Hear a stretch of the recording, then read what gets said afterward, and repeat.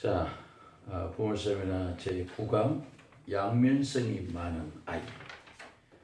자, 양면성이 많은 아이들이 있지요. 보는 데서는 잘하는 체하고 안 보는 데는 좋지 않은 행동을 하는 아이들인데, 이런 아이들은 자신 행동을 솔직하게 드러내지 않고 있어요.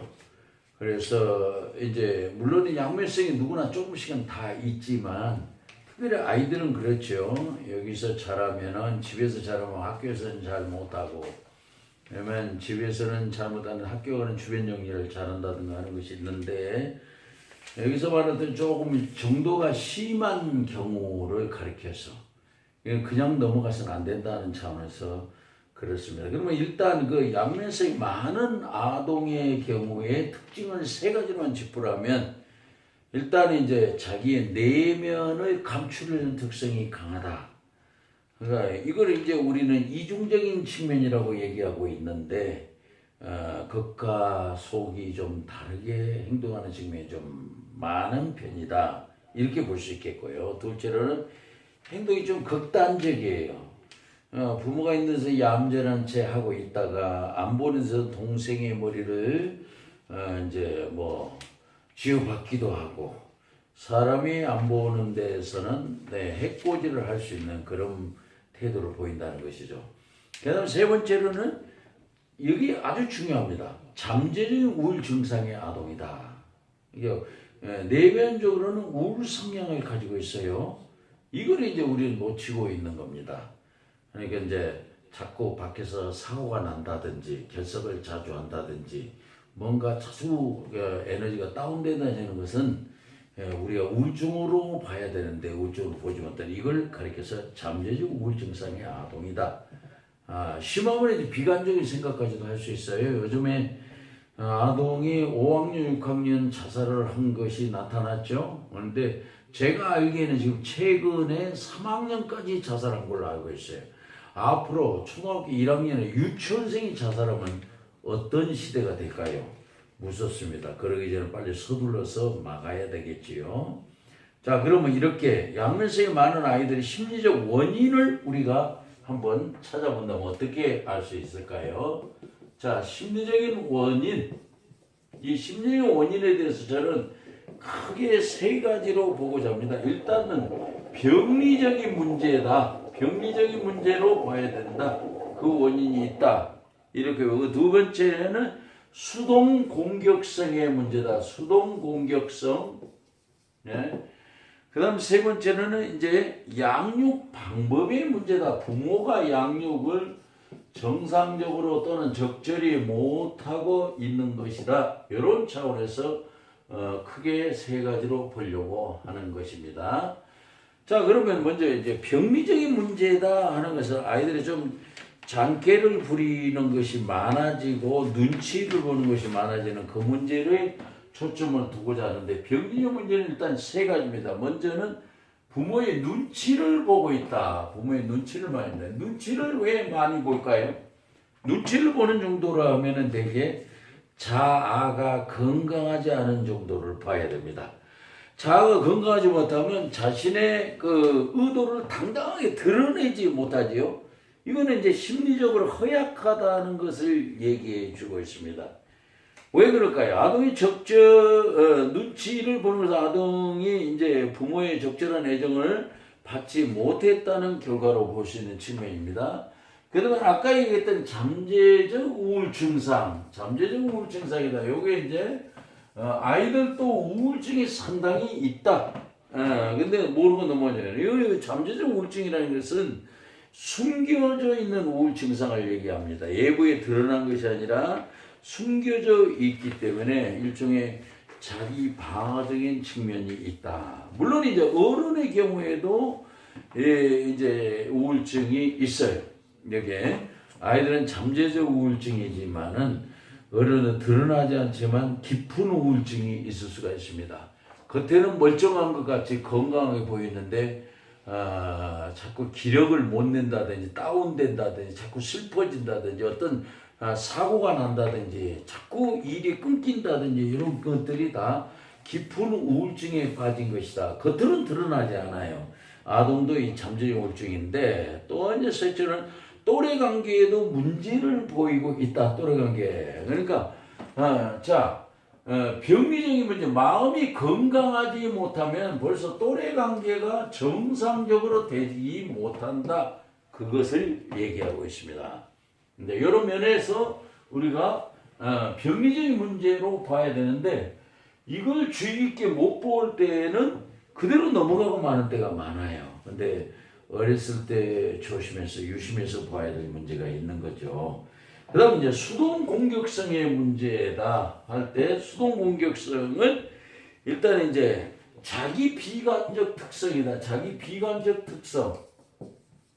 이렇게 봐야 되고, 그 다음에 역기능적 정서관계, 역기능적 정서관계, 정서 결과 원만하지 못하다 이렇게 봐야 되겠죠. 그 다음에는 공격성의 표출이다 이렇게 봐야 됩니다. 공격성의 표출이 드러나고 있는데 못 보고 있다. 자기 비관적이다는 건 뭐예요? 자기 비관이 아니라 비난.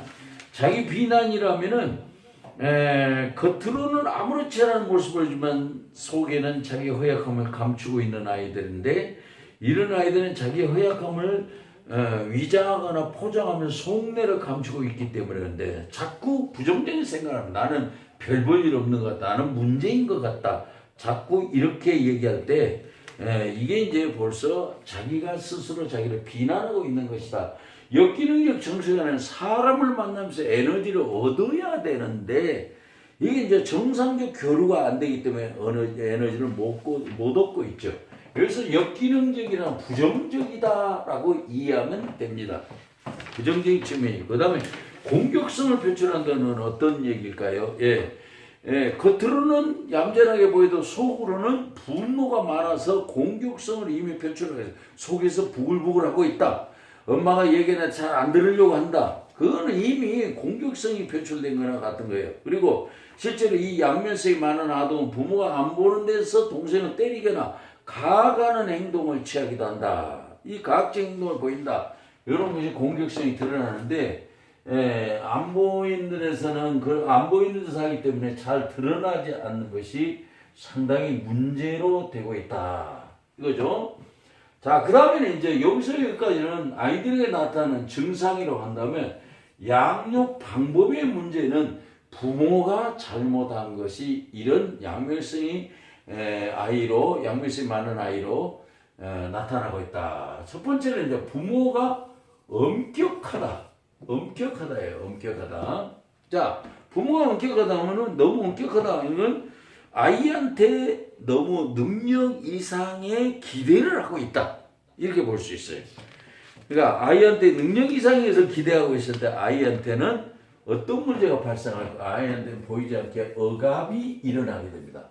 억압이 일어나게 되면 아이는 점점 이산화탄소를 마신 것처럼 이렇게 기가 죽어가는 모습이고요. 이런 아이들은 자기도 모르게 자꾸 한숨을 쉬게 될 겁니다. 애가 왜 벌써 한숨을 쉬니? 이런 경우는 이런 아이에 해당해요. 이런 상황도 우리 부모는 겉과 속이 다르게 잔꾀를 부린다고 볼 수 있는데 이걸 제대로 볼 수 있어야 됩니다. 아하, 이게 문제다. 둘째로 불안을 경험하는 아동이다라고 해야 돼요. 불안을 경험하고 있어요? 불안 경험. 자, 내면의 부정성으로 인해서 굉장히 불안을 경험하게 되면 불필요한 생각이나 신경증이 높아진다는 것을 알 수가 있어요. 너 그런 걸 왜 생각하니? 그런 거 생각하지 않아도 돼. 너는 너가 할 일만 생각하고 있지만 그렇지 않습니다. 긍정 에너지가 낮아지면 부정성이 높아지기 때문에 부정성이 높아지면 자꾸 불안이 경험되는데 이 불안이 경험된다는 건 뭐예요? 불필요한 생각을 자주 한다는 거예요. 왜 그럴까요? 에너지 집중이 일어나지 않고 집착이 일어나기 때문에 그렇습니다. 이거는 이제 말려줘야 돼. 에너지가 부족한, 긍정 에너지가 부족한 경우입니다. 가정생활에도 불안이 있고, 또 학교 생활에도 불안이 있고, 아이가 집에 있어도 불안할 수도 있어요. 심하면. 이게 문제죠. 그 다음에 셋째로는 좀 안타깝지만, 부모의 성격을 학습하고 있다. 부모의 성격. 그러니까, 부모의 성격을 학습하고 있다, 답습하고 있다, 이렇게 봐야죠. 자, 그러면은, 어머니가 강박적인 성격을 가지고 있다. 그러면 아이도 자기도 모르게 강박적 성격으로 가게 되죠. 강박적 성격의 어머니는 어때요? 불안신경증이 높기 때문에 잔소리가 많아지고 걱정이 많아지고 미래에 대한 염려가 많아지는 게 그대로 전달되니까 부모의 성격이나 가치관이 아동에게 쉽게 전이되는 특성이라고 보면 돼요. 자, 아동에는 부모 의존도가 높은 시기죠. 그러니까 이 아동이 높을 때 부모가 걱정, 의심을 많이 전달하고 있다 한번 생각해 보라 이거예요. 그러니까 이런 부모에게 특성이 하나 나타납니다. 아이한테 주는 메시지가 정확하지 않아요. 이중적이라는 거예요. 이중적. 자, 이중적이라는 말을 우리 해야 돼. 이중 구속 이론을 여러분들 아시죠? 이중 구속 이론. 더블 바인드 테오리. 더블 바인드 테오리. 예, 테오리를 아시죠? 자, 나가! 하는데, 나가라니까 진짜 나가냐? 예, 나가라 해놓고 나가면 또 그걸 야단쳐. 그러면 나가라 했는데 나가지 말라는 말도 들어있는 이 애매한 이중적인 메시지를 전달할 때 아이는 어느 쪽의 말을 들어야 될까? 아버지는 나가는데 엄마는 나가지 마라. 누구 말을 들어야 옳지요? 이게 바로 이제 베이슨이 그레고리 베이슨이 연구해 보니까 정신분열증 아이에게서 가장 많이 드러나요. 부모가 이중구속 이론을 많이 사용했다. 메시지가 정확지 않았는 그래서 에러하고 보면 헷갈리게 했다. 요게 문제다.